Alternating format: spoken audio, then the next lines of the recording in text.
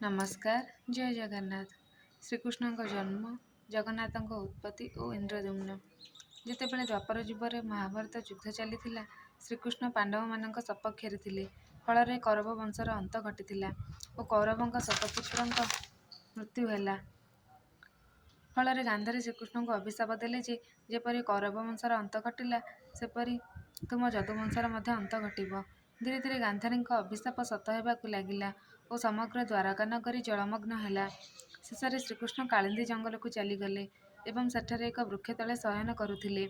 ସେହି ସମୟରେ ଜାରା ନାମକ ଏକ ଶବର ଶିକାର କରିବା ନିମନ୍ତେ ସେହି ଜଙ୍ଗଲକୁ ଆସିଥାଏ, କିନ୍ତୁ ତାକୁ କୌଣସି ହେଲେ ଶିକାର ମିଳିନଥିଲା। ହଠାତ୍ ଦେଖିଲା, ଗୋଟିଏ ହରିଣ ବୃକ୍ଷ ପଛରେ ଖେଳୁଛି। ସେ ହରିଣର କର୍ଣ୍ଣ ଭାବି ଶରବିଦ୍ଧ କଲା। ଫଳରେ ଶର ଯାଇ ଶ୍ରୀକୃଷ୍ଣଙ୍କ ପାଦରେ ବାଜିଲା। ସେ ଯାଇ ଦେଖିଲା, ଶର ଶ୍ରୀକୃଷ୍ଣଙ୍କ ପାଦରେ ବାଜିଛି ଓ ସେ କାନ୍ଦି କାନ୍ଦି ଭଗବାନଙ୍କୁ କ୍ଷମା ମାଗିଲା। ଶ୍ରୀକୃଷ୍ଣ କହିଲେ, ହେ ଜାରା, ମୋର ଅନ୍ତିମ ସମୟ ଆସିଗଲା। ଏଥିରେ ତୁମର କୌଣସି ଭୁଲ ନାହିଁ। ଏହା ପୂର୍ବ ନିର୍ଦ୍ଧାରିତ। ଶ୍ରୀକୃଷ୍ଣ କହିଲେ, ପୂର୍ବଜନ୍ମରେ ତୁମେ ବାଳୀ ଥିଲ। ତୁମର ସୁଗ୍ରୀବଙ୍କ ସହ ଯୁଦ୍ଧ ବେଳେ ମୁଁ ତୁମକୁ ଶର ମାରିଥିଲି ଓ ତୁମକୁ ବର ଦେଇଥିଲି ଯେ, ଦିନେ ତୁମେ ମଧ୍ୟ ମୋତେ ଶର ମାରିବ ଏବଂ ଆଜି ସେୟା ହିଁ ହେଲା। ଏବେ ତୁମେ ଯାଇ ଅର୍ଜୁନକୁ ମୋ ପାଖକୁ ନେଇ ଆସ। ଜାରା ଯାଇ ଅର୍ଜୁନଙ୍କୁ ନେଇ ଆସିଲା ଏବଂ ଉଭୟ ଜାରା ଓ ଅର୍ଜୁନ ଶ୍ରୀକୃଷ୍ଣଙ୍କ ଅନ୍ତିମ ସଂସ୍କାର କରିଥିଲେ। କିନ୍ତୁ ଶତ ଚେଷ୍ଟା କଲେ ମଧ୍ୟ ଶ୍ରୀକୃଷ୍ଣଙ୍କ ହୃଦୟ ବା ପିଣ୍ଡ ନିଆଁରେ ପୋଡ଼ିଲା ନାହିଁ। ଫଳରେ ଶୂନ୍ୟବାଣୀ ହେଲା ଯେ, ଏହା ହେଉଛି ବ୍ରହ୍ମ ପଦାର୍ଥ। ଏହାକୁ ନିମକାଠ ମଧ୍ୟରେ ରଖି ସମୁଦ୍ରରେ ଭସାଇ ଦିଅ। ସେ ଜାରାକୁ କହିଲେ, ପୁରୀ ବାଙ୍କି ମୁହାଣରେ ମୋର ଏହି ବ୍ରହ୍ମଜ୍ୟୋତି ଭାସିବ। ସେଠି ଏହାକୁ ନେଇ ନୀଳକନ୍ଦରରେ ନେଇ ନୀଳମାଧବ ରୂପରେ ଗୁପ୍ତ ଭାବରେ ପୂଜା କରିବୁ।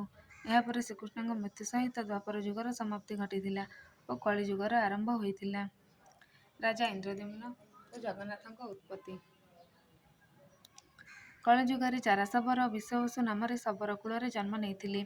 ବିଶ୍ୱବସୁ ସେହି ବ୍ରହ୍ମପିଣ୍ଡକୁ ପାଇଲେ ଓ ତାକୁ ନେଇ ଘଞ୍ଚ ଅରଣ୍ୟରେ ନୀଳକନ୍ଦର ମଧ୍ୟରେ ନୀଳମାଧବ ରୂପରେ ଗୁପ୍ତ ଭାବେ ପୂଜା କଲେ। ସେହି ସମୟରେ ଅବନ୍ତୀର ରାଜା ଥିଲେ ଇନ୍ଦ୍ରଦ୍ୟୁମ୍ନ। ସେ ଥିଲେ ବିଷ୍ଣୁଙ୍କର ଜଣେ ବଡ଼ ଭକ୍ତ। ଥରେ ଜଣେ ସାଧୁ ସନ୍ନ୍ୟାସୀ ରାଜାଙ୍କ ଦରବାରକୁ ଆସି ଗୁପ୍ତ ମନ୍ତ୍ରଣା ଦେଲେ ଯେ, ହେ ରାଜନ୍, ଓଡ଼ିଶାରେ ପ୍ରଭୁ ବିଷ୍ଣୁଙ୍କର ଭବ୍ୟ ରୂପକୁ ନୀଳମାଧବ ରୂପରେ ପୂଜା କରାଯାଉଛି। କିନ୍ତୁ ଓଡ଼ିଶାର କେଉଁ ନିର୍ଦ୍ଦିଷ୍ଟ ସ୍ଥାନରେ ପ୍ରଭୁଙ୍କୁ ପୂଜା କରାଯାଉଛି, ତାହା ଆପଣଙ୍କୁ ସନ୍ଧାନ କରିବାକୁ ହେବ। ଏହା ଶୁଣି ରାଜା ଖୁସି ହୋଇଗଲେ। ସେ ନିଜ ମନ୍ତ୍ରିମଣ୍ଡଳକୁ ଓଡ଼ିଶାର ଚାରି ଦିଗକୁ ପ୍ରେରଣ କଲେ। ଓଡ଼ିଶାର ପୂର୍ବ ଦିଗକୁ ବିଦ୍ୟାପତିଙ୍କୁ ପଠାଯାଇଥିଲା ସନ୍ଧାନ ନିମନ୍ତେ। ବିଦ୍ୟାପତି ଯାଇ ଶବର ରାଜ୍ୟରେ ପହଞ୍ଚିଲେ। ସେଠାରେ ସେ ବିଶ୍ୱବସୁଙ୍କ ଝିଅ ଲଳିତାଙ୍କୁ ଦେଖିଲେ ଓ ତାଙ୍କୁ ପ୍ରେମ କରି ବସିଲେ। ଶେଷରେ ବିଦ୍ୟାପତି ଓ ଲଳିତାଙ୍କର ବିବାହ ହେଲା। ବିଦ୍ୟାପତି ଲଳିତାଙ୍କ ଘରେ ରହିବାକୁ ଲାଗିଲେ। କିଛି ଦିନ ପରେ ସେ ଲକ୍ଷ୍ୟ କଲେ ଯେ, ରାତି ପାହିବା ପୂର୍ବରୁ ବିଶ୍ୱବସୁ ପ୍ରତିଦିନ କିଛି ଫଳମୂଳ ପୂଜା ସାମଗ୍ରୀ ଧରି କୁଆଡ଼େ ଯାଉଛନ୍ତି। ଏସବୁ ବିଦ୍ୟାପତି ଲଳିତାଙ୍କୁ ପଚାରିଲେ ଓ ଲଳିତା ନୀଳମାଧବଙ୍କ କଥା କହିଲେ। ପ୍ରଭୁଙ୍କ କଥା ଶୁଣି ବିଦ୍ୟାପତି ନୀଳମାଧବଙ୍କୁ ଦର୍ଶନ କରିବା ପାଇଁ ବ୍ୟଗ୍ର ହେଲେ। ସେ ଲଳିତାଙ୍କୁ କହିଲେ। ଲଳିତା ଯାଇ ବିଶ୍ୱବସୁଙ୍କୁ କହିଲେ, ବିଦ୍ୟାପତି ନୀଳମାଧବଙ୍କୁ ଦର୍ଶନ କରିବା ପାଇଁ ଇଚ୍ଛା କରିଛନ୍ତି। ବିଶ୍ୱବସୁ କହିଲେ, କାଲି ସକାଳେ ମୁଁ ତୁମକୁ ସେହି ଜାଗାକୁ ନେଇକି ଯିବି, କିନ୍ତୁ ଗୋଟିଏ ସର୍ତ୍ତରେ। ଯିବା ସମୟରେ ବିଦ୍ୟାପତିଙ୍କ ଆଖିରେ ବନ୍ଧାଯିବ କଳାକନା ଓ ଦର୍ଶନ ପରେ ଫେରିବା ବାଟରେ ମଧ୍ୟ କଳାପଟି ବନ୍ଧାଯିବ, କାରଣ ଏହା ହେଉଛି ଗୁପ୍ତ ସ୍ଥାନ। ବିଦ୍ୟାପତିଙ୍କ ସର୍ତ୍ତରେ ରାଜି ହେଲେ। ପରଦିନ ସକାଳୁ ବିଶ୍ୱବସୁ ବିଦ୍ୟାପତିଙ୍କ ଆଖିରେ କଳାକନା ବାନ୍ଧିଲେ। ସେ ସେହି ଗୁମ୍ଫା ଅଭିମୁଖେ ଯାତ୍ରା କଲେ। କିନ୍ତୁ ବିଦ୍ୟାପତି ଚତୁରତାର ସହ ଯିବା ସମୟରେ ନିଜ କାନିରେ କିଛି ସୋରିଷ ମଞ୍ଜି ବାନ୍ଧି ନେଇଥିଲେ ଏବଂ ରାସ୍ତାରେ ତାକୁ ବିଞ୍ଚୁଥିଲେ। ପ୍ରଭୁ ନୀଳମାଧବଙ୍କୁ ଦର୍ଶନ କରି ବିଦ୍ୟାପତି ନିଜକୁ ଧନ୍ୟ ମନେକଲେ ଓ ପୁଣି କଳାକନା ବାନ୍ଧି ଘରକୁ ଫେରି ଆସିଲେ। ଏପଟେ ରାଜା ଇନ୍ଦ୍ରଦ୍ୟୁମ୍ନ ଅପେକ୍ଷା କରି ଚିନ୍ତାରେ ପଡ଼ିଲେ। କେତେ ମାସ ବର୍ଷ ବିତିଗଲାଣି, ହେଲେ କେହି ସନ୍ଧାନ ପାଇ ଫେରିଲେ ନାହିଁ।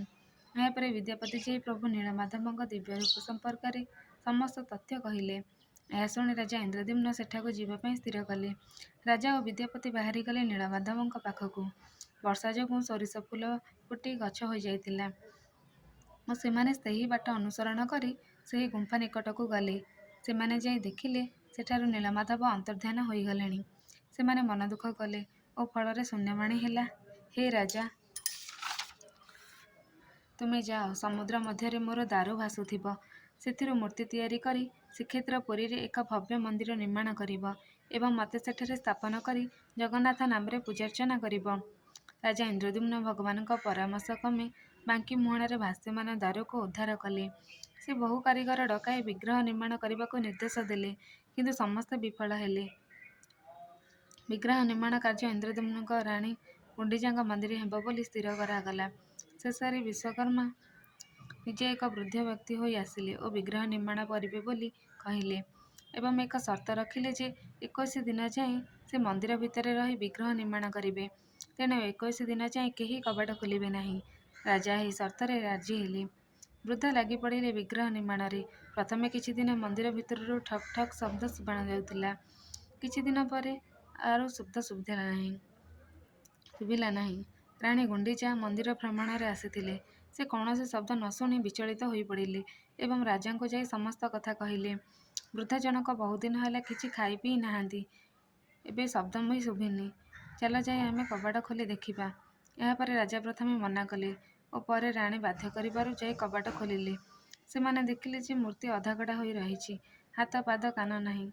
ଏହା ଦେଖି ରାଜା କାନ୍ଦି କାନ୍ଦି କହିଲେ, ହେ ପ୍ରଭୁ, ମୋତେ କ୍ଷମା କରିଦିଅ। ମୁଁ କାରିଗରଙ୍କ ସର୍ତ୍ତ ରଖିପାରିଲି ନାହିଁ, ଯାହାଫଳରେ ତୁମେ ଅଧାଗଢ଼ା ରହିଗଲ। ଏତିକିବେଳେ ଶୂନ୍ୟବାଣୀ ହେଲା, ହେ ରାଜା ଇନ୍ଦ୍ରଦ୍ୟୁମ୍ନ, ଚିନ୍ତା କର ନାହିଁ। ଯାହା ସବୁ ହେଲା ତାହା ପୂର୍ବ ନିର୍ଦ୍ଧାରିତ।